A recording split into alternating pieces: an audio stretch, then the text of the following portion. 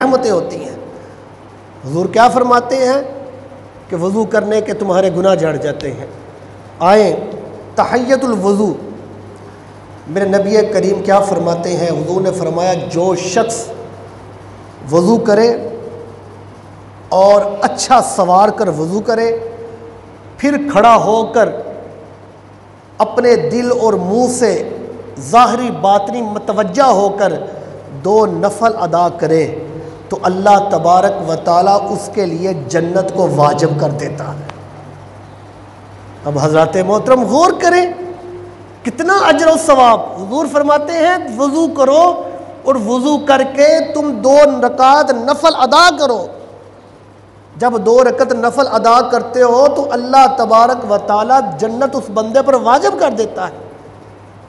سیدنا ابو ہریرہ رضی اللہ تعالیٰ عنہ فرماتے ہیں کہ ہمارے نبی کریم نماز فجر کے بعد آئے اور حضرت بلال رضی اللہ تعالیٰ عنہ سے فرمانے لگے، اے بلال میرے سامنے اپنا وہ عمل بیان کر جس کی وجہ سے تجھے بڑا ثواب ملا ہے۔ بہت زیادہ تو اس امید سے ہے، کیونکہ جب میں جنت میں تھا معراج پر تو میں نے جنت میں اپنے آگے تیرے قدموں کی آواز سنی۔ وہ عمل تو بتا، کون سا ایسا عمل کرتا ہے جو اتنا مقبول ہے؟ تو حضرت بلال رضی اللہ تعالیٰ عنہ فرماتے ہیں یا رسول اللہ جہاں تک مجھے یاد ہے میرے نزدیک جو عمل ہے وہ یہ عمل ہے کہ میں وضو جب کرتا ہوں، وضو کے بعد میں اسی وقت 2 نفل ادا کرتا ہوں۔ اس 2 نفل کا مجھے اپنے پر مان ہے۔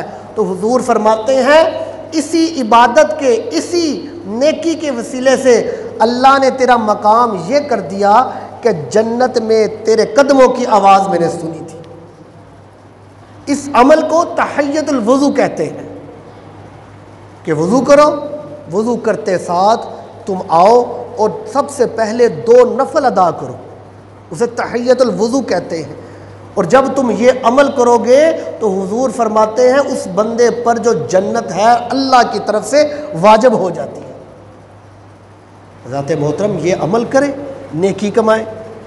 دیکھنا ایک بندے نے وضو جو کیا، نماز کے لیے وضو کیا، اب نماز کے لیے ٹائم ہے، ٹائم پر تم آ جاؤ نماز کے لیے اور وضو کرو، وضو کرتے ساتھ تم 2 نفل پڑھ لو۔